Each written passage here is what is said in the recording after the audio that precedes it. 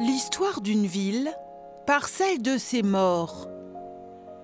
Le cimetière de Roubaix contient quelques 30 000 sépultures. Elle raconte les hommes venus du monde entier pour participer à l'épopée industrielle de la ville. Dès l'entrée, la cité rend hommage à ses travailleurs. Ce monde des prolétaires lui donna son premier maire en 1892.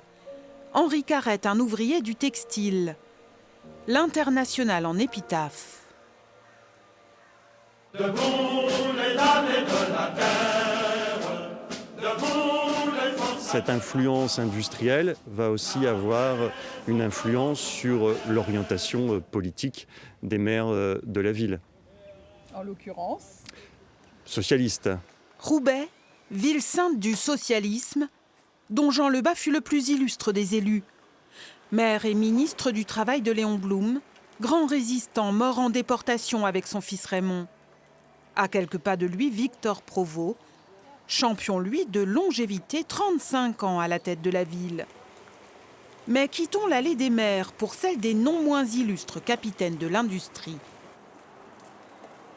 Ici, c'est un petit peu les Champs-Élysées du cimetière de Roubaix. Vous avez cette succession de dernières demeures qui peut rappeler, même par l'emplacement, la succession ou les grands arbres, la succession des hôtels particuliers, des demeures de la bourgeoisie locale.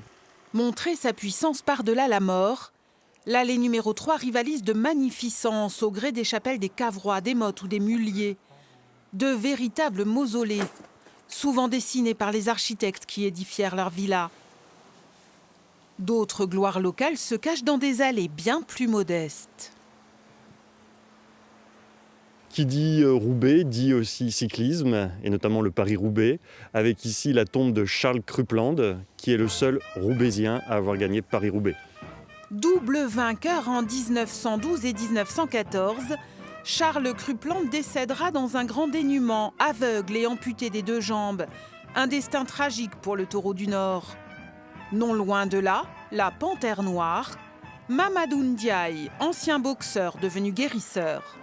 Vous aviez parfois des files d'attente de voitures, souvent immatriculées en Belgique, qui stationnaient devant le cabinet non officiel de Mamadou. Couché par terre, une seconde après il marche. Là voilà. 55 000 guérisons miraculeuses revendiquées, c'est l'une des nombreuses histoires pittoresques, insolites ou grandioses, à découvrir dans ce musée roubaisien, à ciel ouvert.